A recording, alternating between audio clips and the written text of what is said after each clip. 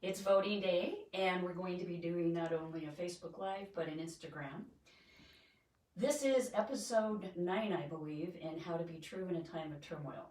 And it is voting day. I rarely make political statements. It's not because I'm apolitical. It's because I grew up in a very conservative community under the auspice of a blue-collar Democratic father. I heard a lot of rhetoric. I heard a lot of political back and forth. You probably have had plenty of that yourself, and I have just been so tired of the bickering, the partisanship. And so I have declared myself an independent, not independent as in a party, but independent of a party. In fact, my ballot came in independent this year.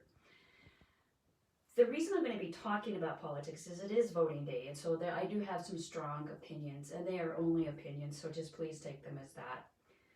I believe that it is our sacred right to vote. If you have not voted, do so. If you have not registered, in many states you can still register and vote today. It may take an hour, it may take 5. It is so worth it. It is so worth it. If you have voted and you voted by mail, or you have voted by dropping in a mailbox or some other kind of drop box, you and I have the ability to track and see if our vote has been counted or will be counted, or when it is counted. I encourage us all to do that. That is, again, our sacred right. I'm going to be quoting from John Stuart Mill, who said, "A man who has nothing for which he is willing to fight, nothing which is more important than his own personal safety, is a miserable creature, and has no chance of being free unless made and kept so by the exertions of better men than themselves," or better men and women. Vote. Be one of those better people who goes out today and speaks whatever it is that you need to speak about what you believe. Put your signature on the line and vote. Okay, the second thing is, each election year, we get closer and closer to not being able to decide what is the winner in a certain race. This year is going to be probably exponentially more so in that direction. So listen carefully to your sources and watch for results that match current votes with ballots yet to be counted, and realize that the veterans and many people who have had absentee ballots, those are not going to get counted until after today in many states.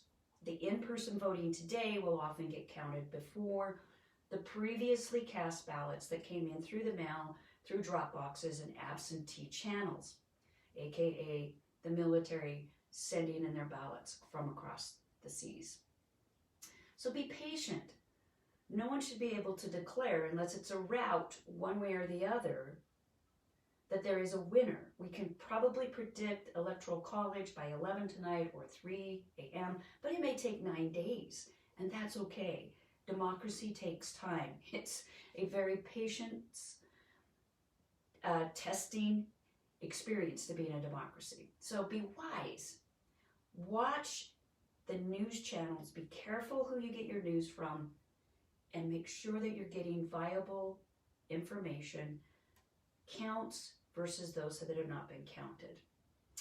The next thing is, my grandparents were born in the 1910s, my parents in the 1930s. The oral history that I've heard, and maybe it's similar to the oral history you've heard, I've never seen or heard anything in history that matches where we are today. And if whoever wins, no matter who wins today, if we come down to the wire in any race, or if there is a big rout, either way, our work has begun. Our work starts tomorrow or next week. What I mean by that is the social fabric, the cultural, social, political, financial, all of these fabrics of our country rest on us taking action to unite. It's been a bitter, bitter, bitter election series. I'm going back to the preamble of the Constitution. We, the people of the United States, in order to form a more perfect union, establish justice, ensure domestic tranquility, and provide for the common defense, promote the general welfare, and secure the blessings of liberty to ourselves and our posterity. And we are do ordain and establish the Constitution of the United States. I go back to this to go home, to remind myself of the people and the efforts that we need to reach out to after this election, roll up our sleeves, and really get to work in not only uniting, but taking care of, in my opinion, systemic problems that have been under the surface for generations. This is the time where we've had a social awakening. The bitterness, the hope, the fears have rallied us to a point where we cannot go back and govern by absenteeism. My opinion, again, it's time for us to join forces with like minds and unlike minds and find a way to move forward with as much unity, as much peace, and as much freedom for all that we can. It's just my opinion, but I believe that our work begins. In the future, Be True in Times of Turmoil episodes, we'll be connecting you to places where you can go to make a difference, to join and unite with like and unlike voices. So my message, be safe. Go out and vote if you haven't. If you have, check and make sure your vote has been counted. Be patient and wise. This may not be a 24, 48-hour series. This may be all week before we understand who has actually won. Let's be patient with democracy. And finally, let's get ready to work. The work is about to begin. Thanks for joining me on Lynn Christian of Soul Salt. You can find me at soulsalt.com. I personally am on Instagram more than Facebook, Lynn Christian or Soul Salt on Instagram. And also, you can go out to Soul Salt Coaching, all one word, on YouTube and subscribe. We'd love to have you part of our newsletter subscription, which you can find over at the Soul Salt website. Thanks for joining me today. Go vote.